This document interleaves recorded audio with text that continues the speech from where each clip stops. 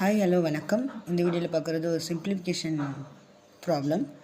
So laws of exponent rule use பண்ணி solve பண்ணணும். நமக்கு தெரியும் திஸ் இஸ் 1/2 ஸ்கொயர் ரூட், இது this is cube root.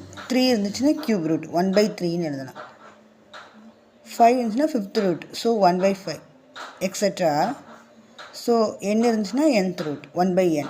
So நமக்கு இங்கே இருக்கிறது 1/3 க்யூப் ரூட்டும் ஃபிஃப்த் ரூட்டும் இருக்குது. Okay, so x power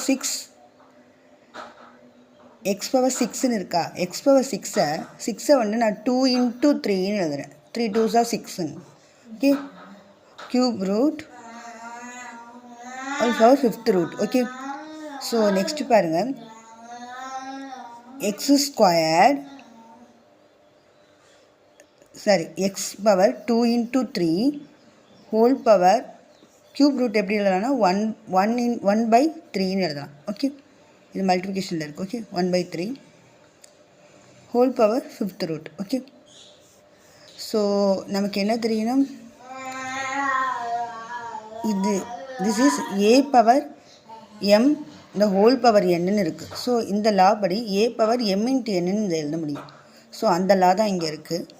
so இப்போ என்ன ஆகும்னா இந்த 3யும் கேன்சல் ஆயிரும். ஸோ எக்ஸ் ஸ்கொயர்டு பேலன்ஸ் என்ன இருக்குன்னா எக்ஸ் ஸ்கொயர்டு ஹோல் ஃபிஃப்த் ரூட்டுன்னு இருக்கும். ஓகே, இது ஃபிஃப்த் ரூட் எப்படி எழுதலாம்னா எக்ஸ் ஸ்கொயர்டு இந்த ஹோல் பவர்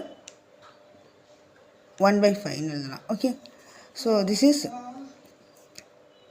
2ங்கிறது நியூமரேட்டரில் இருக்குது, 5ங்கிறது டினாமினேட்டரில் இருக்குது. ஸோ எக்ஸு பவர் 2/5ன்னு வரும். Okay, answer is X power 2/5.